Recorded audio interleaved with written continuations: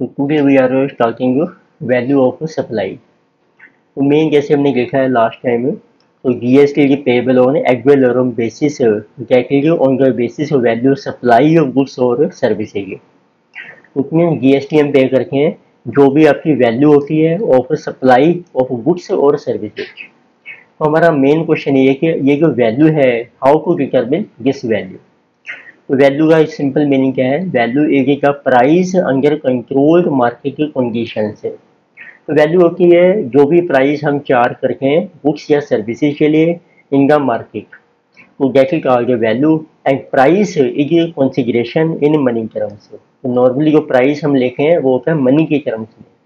इसका मतलब है वैल्यू जो है, value is price of supply in money terms. तो अब हम देखते हैं कि जो अब वैल्यू है उसको कैलकुलेट करने के क्या क्या मेथड्स हैं।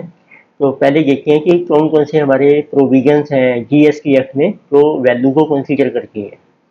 तो जिसे जबर overview of value supply provision से। तो सेक्शन 15 ऑफ सीजीएसटी एक्ट, तो उसका है सेक्शन 15 है सीजीएसटी एक्ट में, एंड रीड विद सीजीएसटी के एक रूल्स बने हुए हैं which is determination of value supply rules 2017 prescribe करते हैं the provisions for determining the value supply of goods and services made to different person. तो इट मीन्स एक तो सेक्शन 15 है जिसने प्रिस्क्राइब किया है how to determine value of goods and services, और एक है सीजीएसटी के रूल्स। तो इसका मतलब है जब सेक्शन 15 के बेस पर वैल्यू हम डिटर्मिन नहीं कर पाएंगे तो आपके ये रूल्स अप्लाई हो जाते हैं। तो सेक्शन 15 ने भी ये मेंशन किया है कि किस केस में आपको ये रूल्स अप्लाई करने हैं। तो अब देखते हैं इनका ओवरव्यू क्या है इस सेक्शन का। तो जैसे सीजीएसटी एक्ट है आपका, उसका जो सेक्शन है 15 सब सेक्शन 1। तो सब सेक्शन 1 में मेंशन किया है मीनिंग क्या है आपका ट्रांजैक्शन वैल्यू का। इट मीन्स अभी हम देखेंगे कि वैल्यू का मीनिंग क्या है। वैल्यू होता है प्राइस इन मनी टर्म्स, और उस प्राइस को कहते हैं ट्रांजैक्शन वैल्यू। तो उसका मीनिंग बताया गया है सेक्शन 15(1) में। फिर उस ट्रांजैक्शन वैल्यू में क्या क्या चीज़ें आपने इंक्लूड करनी है वो सेक्शन 15 सब सेक्शन 2 में मेंशन की गई हैं। इसका नाम है इंक्लूजन्स इन ट्रांजैक्शन वैल्यू। मीन्स जो आइटम्स आपने इंक्लूड करनी है ट्रांजैक्शन वैल्यू में वो सेक्शन 15(2) में कवर होती हैं। फिर ऐसे ही सेक्शन 15 सब सेक्शन 3 है, उसमें हमें बताया गया है exclusions from transaction value. It means क्या क्या आइटम्स आपने इंक्लूड नहीं करनी है ट्रांजैक्शन वैल्यू में। तो मेन जो ट्रांजैक्शन वैल्यू के 3 सेक्शन है, section 15 sub section 1, sub section 2 and sub section 3। फिर नेक्स्ट आता है सेक्शन 15 सब सेक्शन 4। ये बताता है ट्रांजैक्शन वैल्यू नॉट डिटर्मिनेबल। जब आपकी ट्रांजैक्शन वैल्यू डिटर्मिन नहीं हो सकती फिर आपको रूल्स अप्लाई करने हैं। फिर आता है सेक्शन 15 सब सेक्शन 5। ये बताएगा वैल्यूएशन ऑफ नोटिफाइड सप्लाई। तो कुछ हमने गवर्नमेंट ने नोटिफाई किए हैं सप्लाई कि उसकी वैल्यू आपको कैसे अप्लाई करनी है, कैसे डिटर्मिन करनी है, वो सेक्शन 15 सब सेक्शन 5 में मेंशन किया। तो अब देखते हैं, जैसे हम कह रहे हैं सेक्शन 15 सब सेक्शन 4 में कि जब वैल्यू डिटर्मिन नहीं होगी तो उस केस में आपके रूल्स अप्लाई होंगे। तो वो कौन कौन से रूल्स हैं आपके? तो CGST determination of value supply के रूल्स हैं 2017। उसमें आपको रूल्स मिलेंगे। 27 है रूल है, तो ये आपका अप्लाई होगा value supply in exchange offer. तो इसका मतलब जब एक्सचेंज ऑफर हो रही है क्योंकि इसमें फिर आपको मनी की वैल्यू करेक्ट पता नहीं लगेगी तो रूल अप्लाई करेंगे हम। तो इस रूल में मेंशन किया है कि उसकी वैल्यू कैसे डिटर्मिन करनी है। ऐसे रूल 28 है देखो आपका, ये है वैल्यू सप्लाई बिटवीन डिस्टिंक्ट और रिलेटिव पर्सन। तो हमने देखा था डिस्टिंक्ट और रिलेटिव पर्सन में भी कई बार हमारी सप्लाई होती है विदाउट कंसिडरेशन, कोई मनी ट्रांसफर ही नहीं की हमने, ठीक है। तो उस केस में फिर उसकी वैल्यू कैसे डिटर्मिन करेंगे।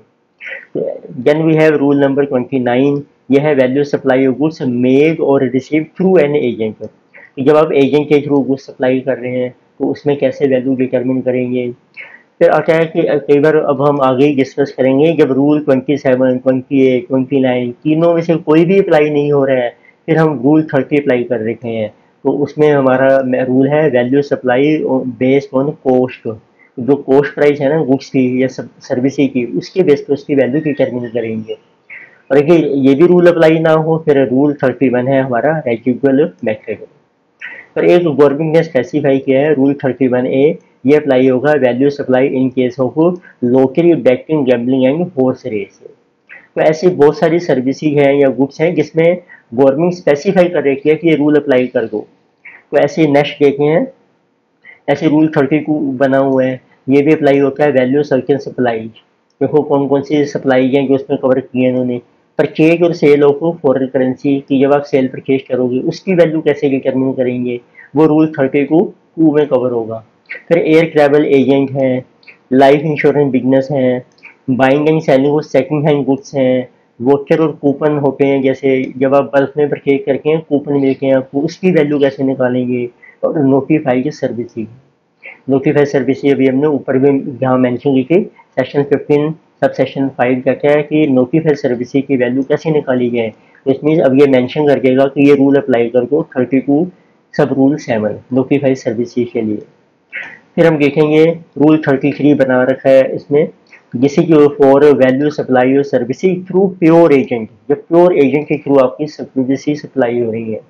ये देखो सर्विसेज की बात कर रहे हैं यहाँ पे हम, ठीक है। अभी पीछे हमने जो डिस्कस किया था कि वैल्यू सप्लाई है, ये है गुड्स की विच मेक और रिसीव थ्रू एजेंट, ये गुड्स के लिए अप्लाई होगा रूल 29 आपका, राइट। तो ये ध्यान रखना है, जब गुड्स हो रही हैं सप्लाई एजेंट के थ्रू तो रूल 29 है, जब आप सर्विसेज प्रोवाइड करेंगे थ्रू एजेंट तो फिर आपका रूल 33 है।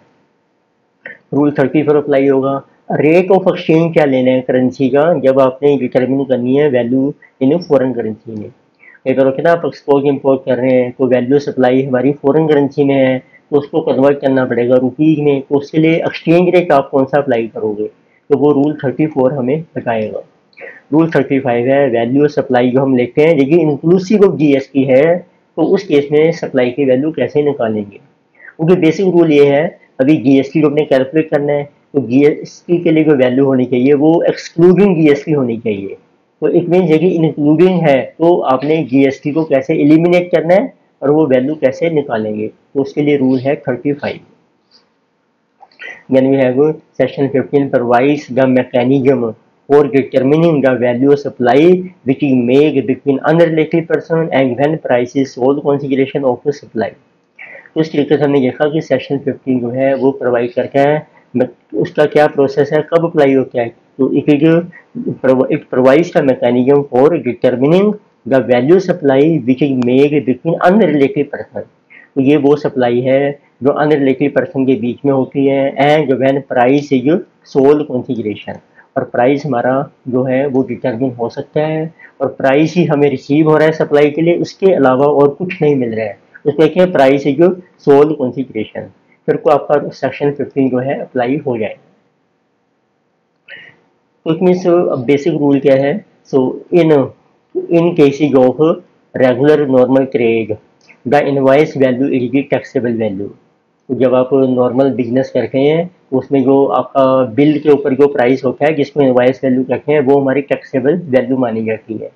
But however, when the value cannot be determined under section 15 and for certain specific transaction, the value is determined as per determination of value supply or CGST rules read with section 15।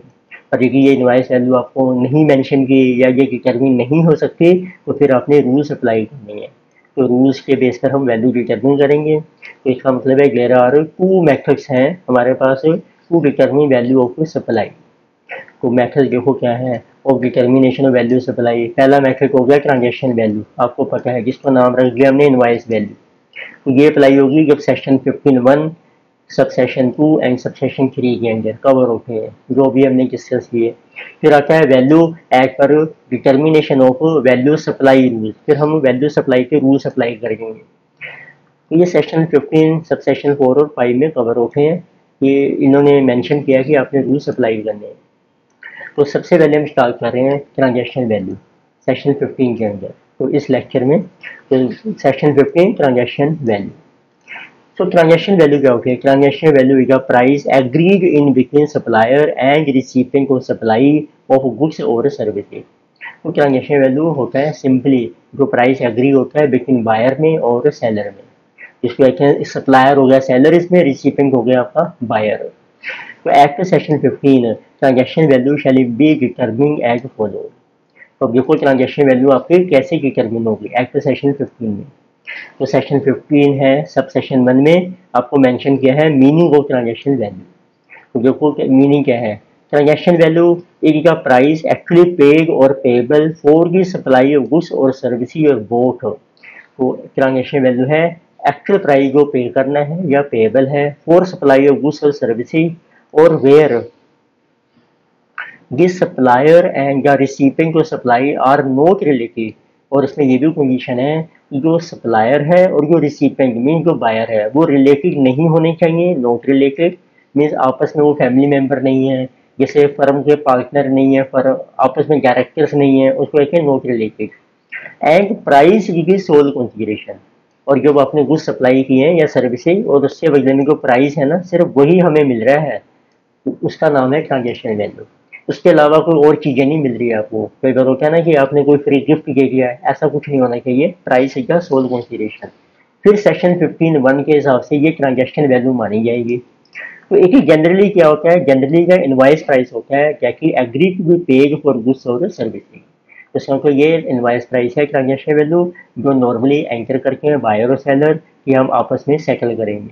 इसको हम ये भी कहते हैं एक का contract price है anchor in between supplier and buyer of goods और सर्विसेज। ये हमारा कॉन्ट्रैक्ट प्राइस है जो एंटर हो रहा है in between buyer and supplier में। तो further the payment made either by recipient directly or by another person on behalf of the recipient will both be the consideration and considered as a part of price for the purpose of valuation। अब एक point और रखा है, कई बार जो payment करनी है ना वो सप्लायर को, वो कौन कर रहा है, हमने लेनी है payment made either by recipient directly. एक को जो रिसिपेंट मीन जो बायर है वो डायरेक्ट पेमेंट कर ही रहा है तो वो भी काउंट करेंगे, और bye another person on behalf of recipient. कई बार होता है बायर के बिहाफ पे किसी और पर्सन ने पेमेंट कर दी सप्लायर को, तो समझो वो भी आपकी कॉन्सिडरेशन माना जाएगा, तो वो भी हमने कंसीडर करनी है। इसलिए लिखा हमने विल बोथ बी का कंसीडरेशन, तो दोनों को ऐड कर दो, दोनों हमारा टोटल कंसीडरेशन माना जाएगा and considered as part of price. और ये जो टोटल बनेगा जिसी का प्राइस फॉर के पर्पज ऑफ वैल्यूएशन है। कई बार होता है ना कि जो बायर है वो कहता है कि 1000 मैं पे कर रहा हूँ, 500 रुपये एक मेरा फ्रेंड है मैंने उससे लेने के वो आपको पेमेंट कर देगा, तो उसको कहते हैं कि payment is made by another person on behalf of buyer, तो वो भी आपने ऐड करके दी। तो इसका आंसर है 1000 + 500 टोटल वैल्यू सप्लाई 1500 मानी जाएगी। अच्छा, अब कई बार होता है आप सप्लाई कर रहे हैं, जैसे सेलर है सप्लायर है, उसको वो पहले ही एडवांस ले लेके है, तो क्या वो हमने कंसीडर करना है। तो उसमें कंफ्यूजन होती है, 2 पॉइंट्स आते हैं, एडवांस है या डिपॉजिट है, दोनों में क्या डिफरेंस है वो देखते हैं। तो price shall include any advance payment received by supplier but shall not include any deposit और retention money received as security if returnable. जो कोई एडवांस पेमेंट को लेनी है आपने वो को इंक्लूड कर देंगे हम। जैसे अपने 100 किलो सप्लाई करी है सेलर ने 10,000 रुपीज़ पे, उसमें से उसने 2000 ले लिया एडवांस, वो को आपकी वैल्यू मानी जाएगी, एक में ट्रांजेक्शन वैल्यू का पार्ट बन जाएगी। पर कई बार होता है ना कि हम कुछ डिपॉजिट ले लेते हैं जिसको कहते हैं retention money as a security purpose के लिए, और वो बाद में रिफंड कर देते हैं इसको या रिटर्न कर देते हैं, तो उसको हमने कंफ्यूजन नहीं करना है। ठीक है, तो ध्यान रखना है अपनी 2 चीजें हैं, एडवांस पेमेंट लेंगे हम, पर जो सिक्योरिटी डिपॉजिट है जो रिटर्नेबल है this will not be included in price. तो अब हमने मीनिंग भी क्लैरिफाई किया, देखो advance refers to payment as part of consideration of an agreement before the supplier performs his obligation है। तो जैसे आपने ऑर्डर प्लेस किया ना कस्टमर ने सेलर को, सेलर कहते हैं मुझे कोई एडवांस पेमेंट दे दो तो मैं आपकी गुड्स रेडी कर दूंगा, तो एडवांस पेमेंट आपने लेनी है। अच्छा, रिटेंशन मनी क्या है, रिटेंशन मनी एक जब डिपॉजिट रिसीव जाएगी सिक्योरिटी, तो ये एक तरीके से डिपॉजिट है सिक्योरिटी पर्पज के लिए, and where the obligations are discharge by the supplier as per the terms of the contract this retention money is released and therefore not includable in price. उसमें होता है कि जैसे बायर ने वो ऑर्डर प्लेस कर दिया, तो अगर सेलर को श्योरिटी नहीं है, पता नहीं कस्टमर वापस आएगा कि नहीं, वो कहते हैं कुछ सिक्योरिटी डिपॉजिट करा दो तब मैं आपको कुछ रेडी करता हूँ, आपके जब आप कुछ खरीद लोगे पेमेंट कर दोगे सिक्योरिटी हम आपकी वापस कर देंगे, वो फिर रिटर्नेबल। तो इसको आपने इंक्लूड नहीं करना है प्राइस में, क्योंकि नॉट इंक्लूडेबल इन प्राइस। तो अब देखते हैं, तो ये तो था प्राइस के बारे में कि प्राइस जो है वो हमारी ट्रांजेक्शन वैल्यू है, वो आपकी वैल्यू मानी जाएगी सप्लाई की। अब उसमें कुछ और आइटम्स कौन सी है जो ऐड करनी है आपने, उसका नाम है सेक्शन 15(2) में कवर होती है, सब सेक्शन 2 में। तो उसको कहते हैं इंक्लूजन्स इन ट्रांजेक्शन वैल्यू। तो transaction value shall include the following elements. तो 15 सब सेक्शन 2 क्लोज नंबर 8, तो उसमें आता है टैक्सेस एंड ड्यूटीज। तो transaction value shall include any taxes, duties and cesses, fees and charges levied under any law except GST if charged separately by the supplier। तो इधर होता है ना, ये आपने ये को गुड्स खरीदी हैं, उसमें और टैक्स लग कर आ गए। किस टाइप के टैक्स होते हैं, जैसे ट्रांसपोर्ट का कोई टैक्स है, कोई आपका नॉर्मल लोकल म्यूनिसिपल अथॉरिटी ने कोई टैक्स लगा दिया है, तो वो सारे आपने इंक्लूड करने हैं, एक्सेप्ट जीएसटी नहीं लेंगे हम, क्योंकि जीएसटी के लिए ही हम वैल्यू कैलकुलेट कर रहे हैं, वो को लेना नहीं है आपने। बाकी हर तरह के टैक्स, जैसे आजकल सिनेमा के पे आपका एंटरटेनमेंट टैक्स है, तो वो आपने ऐड कर देना है जीएसटी की वैल्यू कैलकुलेट करने के लिए। Thus, GST is not part of taxable value, but other taxes, cesses, fees, etc. will form part of value of taxable supply। ठीक है, अब आता है एक और क्लैरिफिकेशन की है इनकम टैक्स में कि टैक्स कलेक्टेड एज और टीसीएस होता है ना, TCS under income tax act not includable in the taxable value for purpose of GST. तो कोई भी आपने इनकम टैक्स पढ़ा है, टीसीएस में किया होगा। आजकल ये है कि यदि आप कार खरीदते हो ना 10 लाख से जाकर के, उस पर टीसीएस लगता है 1%, टैक्स कलेक्टेड एज सोर्स से। ऐसी कोई ज्वेलरी खरीदते हो, उस पर भी लगता है आपका। ठीक है, तो सीबीएसई ने, यह है central board of indirect taxes and custom, उन्होंने एक सर्कुलर इशू किया है 7 मार्च 2019 में। उसमें ये मेंशन किया गया है कि the tax collected at source under section 206C of income tax act would not be includable as it is an interim levy not having the character of tax। वो कहते हैं ये हम एक्स्ट्रा टैक्स ले रहे हैं आपसे, इंटरिम लेवाई है, और इसको आपने इंक्लूड नहीं करना है ट्रांजेक्शन वैल्यू में। तो इसमें टीसीएस के अलावा बाकी सारे टैक्स ही ऐड हो जाएंगे, और जीएसटी भी ऐड नहीं होगा, क्योंकि उसको लेकर हम वैल्यू कैलकुलेट कर ही रहेंगे। तो ये था सेशन आपका 15 सब सेशन 2 क्लोज ए कि टैक्सेस एंड ड्यूटीज आपने कौन कौन सी ऐड करनी है। अब आते हैं सेक्शन 15(2) सब क्लोज नंबर बी। इसमें है payment to third parties by the recipient. तो वो इसमें क्या होता है, अब सेलर ने ना गुड्स भेजी बायर को, बायर ने खरीद ली, उसने पेमेंट करके सेलर को 10,000, और सेलर कहता है कि मेरे बिहाफ पे 2,000 आप किसी और पार्टी को पेमेंट कर दो। हो सकता है उसको सेलर ने देने हो पैसे, तो इसका मतलब उसको कहते हैं पेमेंट टू थर्ड पार्टीज, और पेमेंट कौन कर रहा है, रिसीपिएंट। तो इसका मतलब है अब जो हमने पेमेंट करी है ना थर्ड पार्टी को सप्लायर के बिहाफ पे, वो भी हमारी कंसीडरेशन में ऐड हो जाएगी। यही पॉइंट है। तो transaction value shall include payments made to third parties by the recipient on behalf of the supplier in relation to supply and not already included in the price. और ये आपके price में पहले से इंक्लूड नहीं है, तो आपने इनको ऐड कर देना है। तो if the customer makes, so if the customer makes direct payment of some of such liabilities of the supplier to the third parties and the supplier does not include this amount in its bill, it will form a part of value taxable supply। तो समझ लीजिए customer ने कोई भी direct payment की है, ठीक है, सप्लायर की कोई लाइबिलिटी थी थर्ड पार्टी को, और सप्लायर ने उसको इंक्लूड नहीं किया है अपने बिल के अमाउंट में, यानी it would form part of value of taxable supply. तो ये भी आपकी सप्लाई की वैल्यू का पार्ट मानी जाएगी, और हमने इसको ऐड कर देना है। एग्जाम्पल ये हो गए हैं, examples are payment made for material supply, design और development charges etcetera to third party. Supplier कहता है कि मैंने की मटीरियल की पेमेंट करनी है किसी पार्टी को, मैंने उससे मटीरियल परचेज किया है, उसकी पेमेंट आप कर दो, इसमें वो भी हमारी पेमेंट मानी जाएगी टू थर्ड पार्टी को ऑन बिहाफ ऑफ सप्लायर, तो वो आपकी ऐड हो जाएगी। तो इसी तरीके से आती है next payment of commission to agent for facilitating supply. अब जो सप्लायर है उसने एक एजेंट रखा हुआ है, उसको वो कमीशन भी दे रहा है आपको सप्लाई देने के लिए, तो उसको जो कमीशन है क्या वो हमारी वैल्यू में ऐड होगी। अब आपकी दो तरह की कमीशन है, If the payment is selling commission, which happens to be paid by the recipient, then the obligation to pay the agent, being that the supplier, is required to be included in the value of supply. तो कोई यदि को cell करने की commission है तो वो seller sell कर रहा है, कोई को सेलर की ऑब्लिगेशन की वो को आपने ऐड करनी है, तो यानी का ऑब्लिगेशन को पे का agent being that to supplier, तो ये सप्लायर की ऑब्लिगेशन है, तो इसका ये को आपने इंक्लूड कर देनी है। अब कई बार होता है एजेंट जो है बायर ने अरेंज किया है अपना, उसको कहते हैं इफ द पेमेंट एक जो buying commission which is paid by the recipient, then the obligation to pay the agent, obligation जो है to pay the agent is always of recipient and does not require to be included in the value supply. उसको हम add नहीं करेंगे क्योंकि ये seller की obligation नहीं है। ये था ये सेक्शन 15(2) क्लोज नंबर बी। अब आता है मेन सेक्शन 15(2) में close number C, incidental expenses.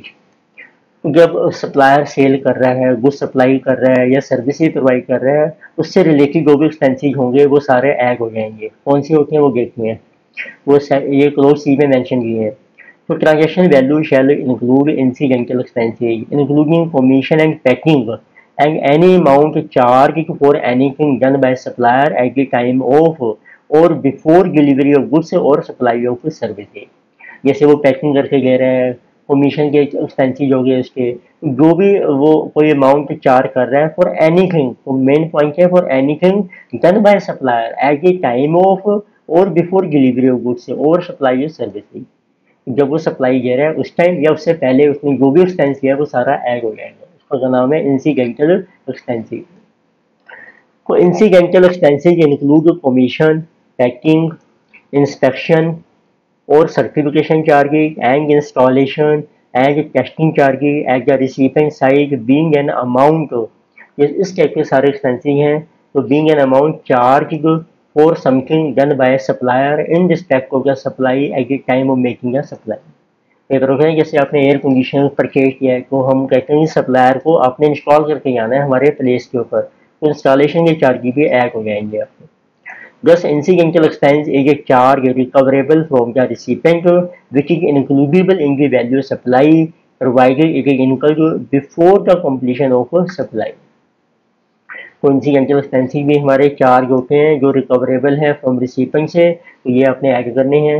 और बिफोर, क्योंकि ये इनकर हो रहे हैं before the completion of supply. जैसे इंस्टॉलेशन को कहते हैं, जब तक इंस्टॉलेशन नहीं होगी तब तक सप्लाई आपकी कंप्लीट नहीं मानी जाएगी।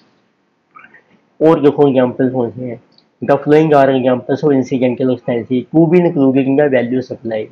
ये मैंने सारी एग्जाम्पल इसलिए मेंशन किए हैं ताकि आपको बाद में जब क्वेश्चन करेंगे ना उसमें इजी रहेगा, आपको पता हो जाएगी कौन कौन से एक्सपेंसेस लेने हैं हमें। अब जैसे home delivery charges are includable in the value of supply when food is delivered by restaurant to a customer home. अब रेस्टोरेंट से आप ले रहे हो ना जैसे, तो वो पहले होम डिलीवरी चार्ज बिल में लगाएगा तो उस पर भी जीएसटी लग जाएगा, समझो वो वैल्यू ऐड हो जाएगी आपकी। Extra baggage charges included by a hotel in the value in case of accommodation services provided by a hotel to a customer। Customer जाता है होटल में स्टे करने के लिए, वो कहता है कि मेरे लिए एक एक्स्ट्रा बैग अरेंज कर दो, हम 3-4 मेंबर्स हैं, उसके वो चार्जेस लगाएगा आपके इसमें, तो वो भी आपके ऐड हो जाएंगे।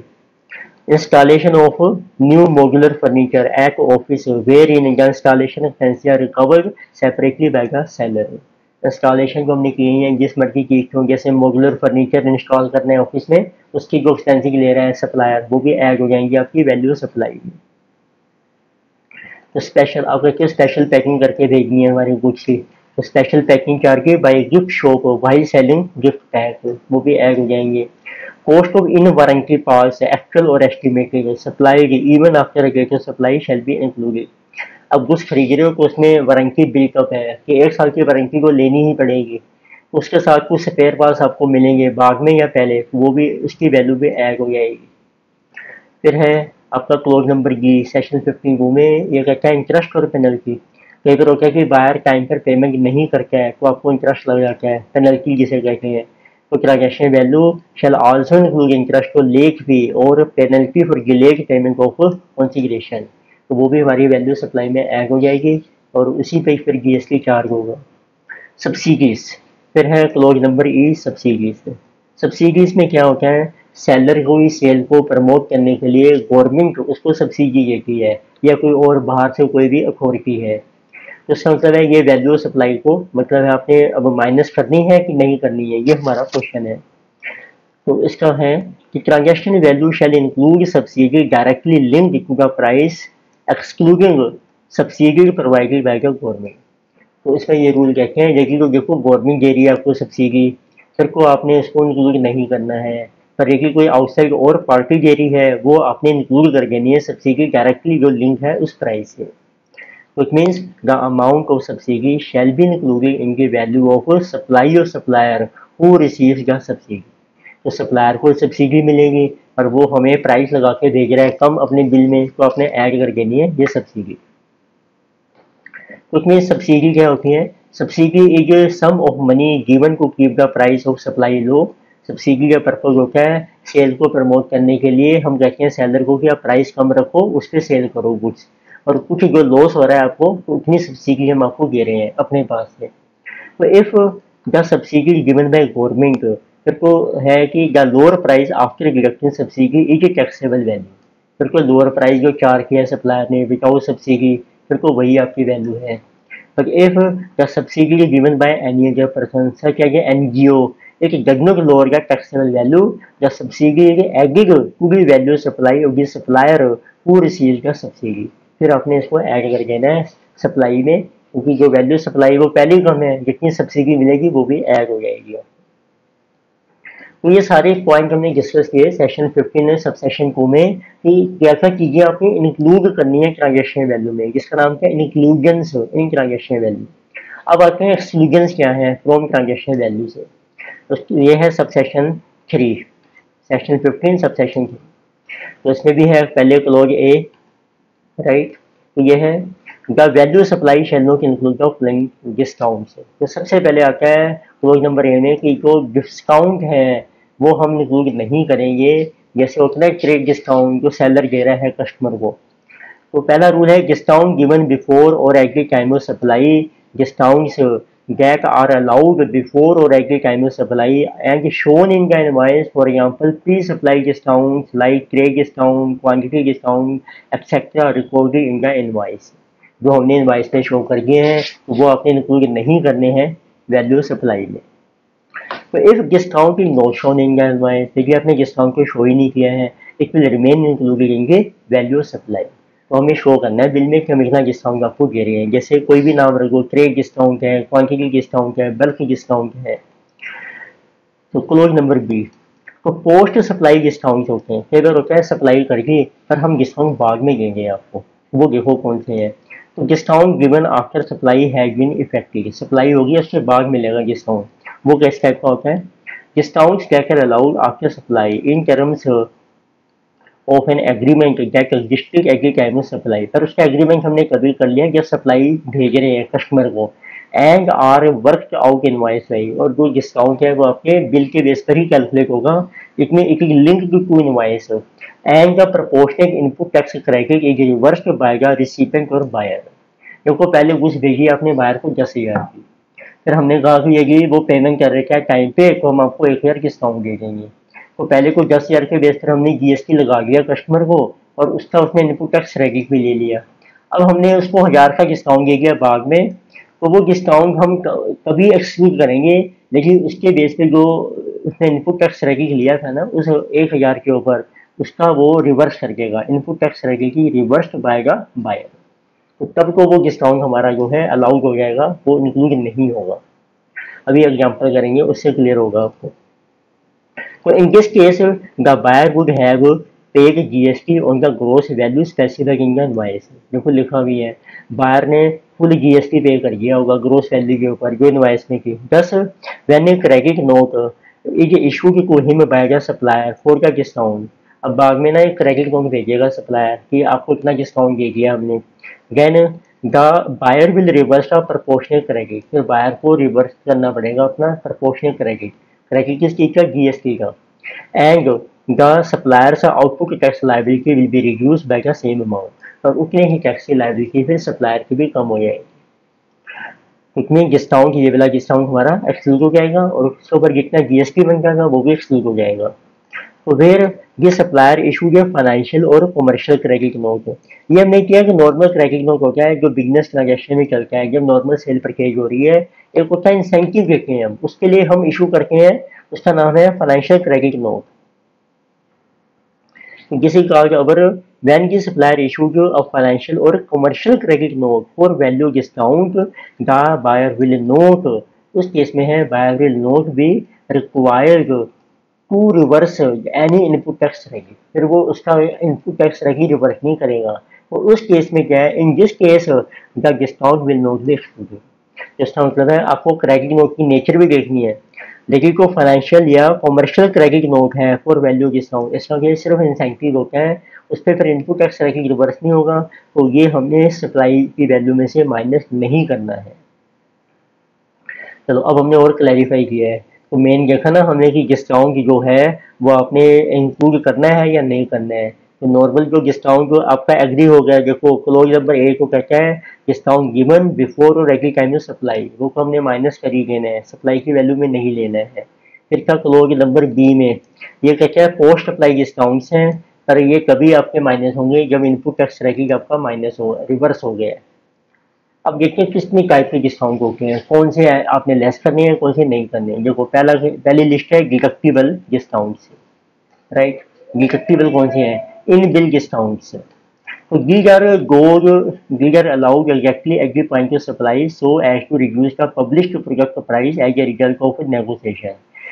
Generally, in-bill discounts are admissible as a reduction in arriving at the transaction value. तो ये पहले एग्री हो रखा है कस्टमर था, फिर वो बिल में हम मेंशन कर रखे हैं तो ये तो लेस हो जाएंगे। ऑफ बिल डिस्काउंट्स, तो ऑफ बिल डिस्काउंट होते हैं are allowed after supply through a credit note which are also deductible from transaction value if the buyer has reverse का इनपुट टैक्स रहेगी। पर इसमें कंडीशन ये है कि बायर ने अपना इनपुट टैक्स रहेगी जो था वो रिवर्स कर दिया, तो ये भी लेस हो जाएगा, पर ये मिलता है बाद में आपको। फिर आते हैं कैश डिस्काउंट। तो cash discounts are allowed to incentivize a customer for prompt payment which are deductible. ये भी हम पहले ही मेंशन कर रखे हैं बिल में, यदि आप पेमेंट जल्दी कर दोगे जैसे विदिन 1 वीक में तो आपको और डिस्काउंट देंगे, तो ये भी लेस हो जाएगा। क्वांटिटी डिस्काउंट, ये होता है कि यदि कस्टमर ज़्यादा क्वांटिटी परचेज कर रहा है। Quantity discounts are aimed at reducing the price of each supply on the condition that a certain quantity of stocks need to be exhausted within a specified duration of time by supplying bulk quantity to the buyer at a reduced price. So these discounts are deductible. ये भी आपकी deductible है, bulk में जब आपको मिल रहा है, इसको क्रेडिट डिस्काउंट भी कहते हैं, क्वांटिटी डिस्काउंट को।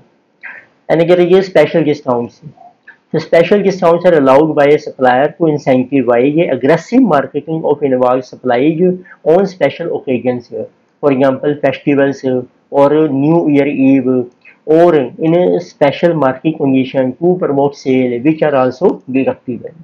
दिवाली के टाइम पर जैसे आपको या नए साल पर आपको कोई डिस्काउंट मिलता है एक्स्ट्रा, तो वो भी लेस हो जाएगा। स्टेगर्ड डिस्काउंट्स, बाय मोर सेव मोर ऑफर से, उसमें क्या होता है आप ज़्यादा खरीदो ज़्यादा डिस्काउंट मिलेगा। For example in case of staggered discounts rate of discount increasing with increase in purchase volume. For example get 10% discount for purchase about ₹5,000, 20% discount for purchase about ₹10,000 and 30% discount for purchase above ₹20,000. So such discounts are shown on the invoice itself. तो ये discounts are excluded to determine the value supply. तो ये भी सारे आपके minus हो जाएंगे। फिर आते हैं वॉल्यूम डिस्काउंट और periodic discount.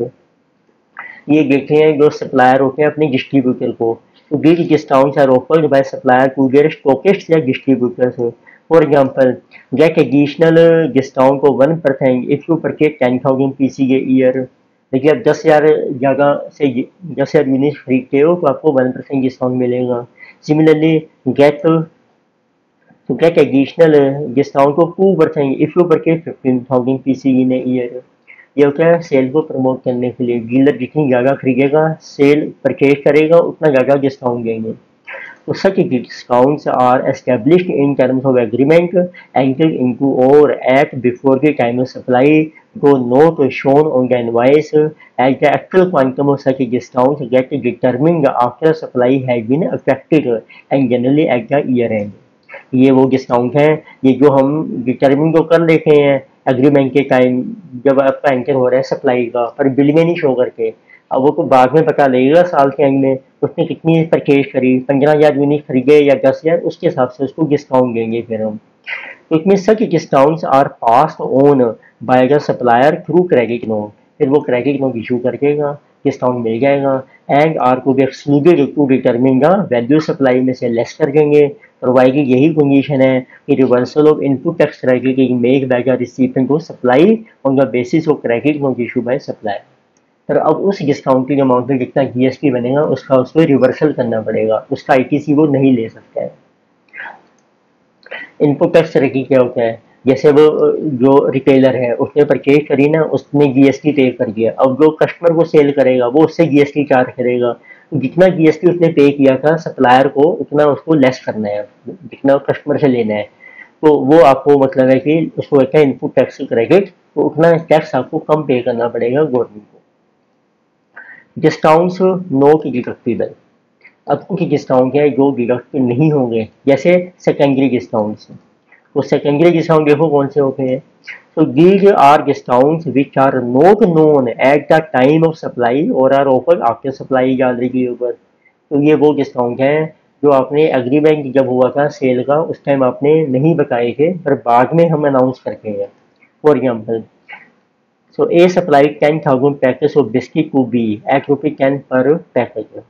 Afterwards, A revalued it at ₹9 per package. Subsequently, A issued a credit note to B for ₹1 per package. बाद में कहता है चलो मैं आपसे 9 रुपये लूंगा, 1 रुपये का मैंने आपको डिस्काउंट दे दिया, पर उसने पहले नहीं बताया था जब सप्लाई हुई थी। तो इसमें such secondary discounts shall not be excluded while determining the value of supply at such discounts are not known at the time of supply। तो ये हम माइनस नहीं करेंगे। टर्नओवर डिस्काउंट, एक होता है कि टर्नओवर आप अच्छी करोगे तो आपको ज़्यादा डिस्काउंट मिलेगा। A company announces turnover discounts based on performance of dealer during the year, the discounts are based on performance slabs and are given as a cash back. अब टर्नओवर को पता नहीं आपको कितनी है, as these discounts were not known at the time of supply of the goods, they will not be deducted from value of gold goods। फिर ये भी आपके माइनस नहीं होंगे। डिस्काउंट इन काइंड, देखिए हम काइंड में दे रहे हैं, जैसे हम कहते हैं बल्क में खरीदो आपको एक्स्ट्रा आइटम फ्री दे देंगे। Discounts in kind are allowed in the form of holiday package हैं, गोल्ड और सिल्वर कॉइन है, मोटर व्हीकल है, and other objects of high esteem incentive value. कई बार होता है कंपनी से कस्टमर को गिफ्ट दे देती है, जैसे दिवाली के टाइम पर आपको सिल्वर कॉइन मिल रहा है या कोई होली के पैकेज मिल रहे हैं, तो इस टाइप की वैल्यू ये काइंड में है, तो इसको हम माइनस नहीं करेंगे अपनी वैल्यू सप्लाई में से। तो दीज आर्टिकल्स आर इंसेंटिव्स हैं to be proprietor, director, manager and other individuals and not the recipient to supply in the normal course. Accordingly discounts in kind are not discount to be reduce from transaction value. Free stocks जैसे हम दे रहे हैं, when the manufacturers give away stocks for free to a dealer, it is a prudent business practice by the manufacturer to allow the dealer to realize the flowing proceeds from sale of such free stocks and retain them as incentive. जैसे अब dealer ने ज़्यादा goods खरीदी cell करी, हम उसको कुछ item free दे रहे हैं, तो फ्री वो अपने पास रख लेगा, उसको सेल करके उसको कुछ मनी मिलेगी, वो उसका इंसेंटिव बन जाएगा। तो समझो जो फ्री स्टॉक है ये आपने माइनस नहीं करना है सप्लाई की वैल्यू में से, ये भी काइंड में माना जाएगा। फॉर एग्जाम्पल है stocks given away are taxable out of supply है in exchange of non monetary consideration flowing from the manufacturer to the dealer entitled to such free stocks. और ये जो सप्लायर है उसके लिए ये भी सप्लाई मानी जाती है, चाहे वो फ्री में दे रहा है, इसका नाम है supply without consideration. Buy one take two offer है, तो buy one take two are transaction होती हैं where 2 units of stocks are supplied against payment of the price designated against only one of them. तो वो price आपने एक का पे करना है पर आपको मिलेगी 2 आइटम्स, उसको कहते हैं buy one take two offer. So it means buy one, this take two is not the case where your two units of stocks are bundled together. पर हमने उसको bundle together नहीं किया है, because single price भी नहीं है, but are individually priced है, with no differentiation in the quality of each of the units. और दोनों की quality भी same है. तो इसका मतलब है hence unless bundled together and ये single price है या fixed, लेकिन जो single price आप fix कर दोगे फिर तो वो बन जाएगी कंपोजिट सप्लाई या मिक्स सप्लाई कह सकते हैं, डिपेंड करते हैं. लेकिन all transaction of buy one take two are individually taxable है, तो इसलिए जब तक उसको बंडल नहीं करोगे दोनों ट्रांजेक्शन आपकी अलग अलग टैक्सेबल है. जिसका प्राइस आप दे रहे हो paid unit eight a price, उसी प्राइस पे टैक्सेबल हो जाएगा, और जो फ्री यूनिट आप दे रहे हो at a price determine by valuation, उसकी फिर वैल्यूएशन रूल के अकॉर्डिंगली वैल्यू निकालेंगे, उस पर जीएसटी चार्ज हो जाएगा. Nominal value supply, right? So nominal value supply is another form of discount or incentive scheme where items of inventory are admitted to be taxable out of supply. But a nominal value means very less value is charged for such supply. Nominal value होता है कि बहुत ही लो price पर हम supply दे रही है. Okay? तो उस केस में उसकी वैल्यू कैसे निकालेंगे? नॉमिनल वैल्यू सप्लाई या एडमिटेडली लायबल टू टैक्स, पर ये भी टैक्सेबल है, but not at nominal value पे नहीं है. The value shall be determined at rule 27. तो ये विदाउट कंसीडरेशन हो गई या वेरी लो प्राइस, तो रूल 27 में डिस्कस करेंगे, उसके हिसाब से जो वैल्यू बनेगी तो उससे जीएसटी चार्ज हो जाएगा. लिक्विडेटेड डैमेज, ये क्या होती है? When there is delay in performance of contract by the supplier, supplier ने अपना गुड्स सप्लाई करनी थी या सर्विसेज पर उसमें डिले हो गया, यानी इट में result in reduction of the liquidated damages, say 1% per month. In such cases, a lower than agreed upon consideration is being received due to delay in performance. फिर उसमें ना उसको पेनल्टी पड़ जाती है, तो उसको अब जो वैल्यू मिलेगी वो कम मिलेगी. तो in this case so there are actually two supplies हैं which are taking place. First is the principal, तो पहले तो है हमारी original supply by the supplier for which the value was fixed as per the contract terms. अच्छा, second है, second supply is that which is provided by the recipient in the form of agreeing to the obligation to tolerate an act. एक होगी कि अब उसको एक act कोलरेट करना पड़ता है, which is our entry of schedule second 5E against consideration in the form of liquidated damages. तो बोथ आर टैक्सेबल, तो समझो दोनों ही आपकी टैक्सेबल मानी जाएंगी. तो यदि आपको लिक्विडेटेड डैमेजेस जो है आपके वो भी टैक्सेबल है, और जो आपने प्राइस चार्ज किया कस्टमर से नॉर्मल सप्लाई के लिए वो भी आपका टैक्सेबल. ये था हमारा लेक्चर अबाउट ट्रांजैक्शन वैल्यू के बारे में, कि ट्रांजैक्शन वैल्यू कैसे डिटरमिन करेंगे हम जब सप्लाई हो रही है गुड्स या सर्विसेज के, और उसमें कौन कौन सी आइटम्स आपने इंक्लूड करनी है और कौन सी एक्सक्लूड करनी है. तो नेक्स्ट लेक्चर में हम डिस्कस करेंगे अब जो डिफरेंट इनके रिलेशन में जो एग्जाम्पल्स हैं.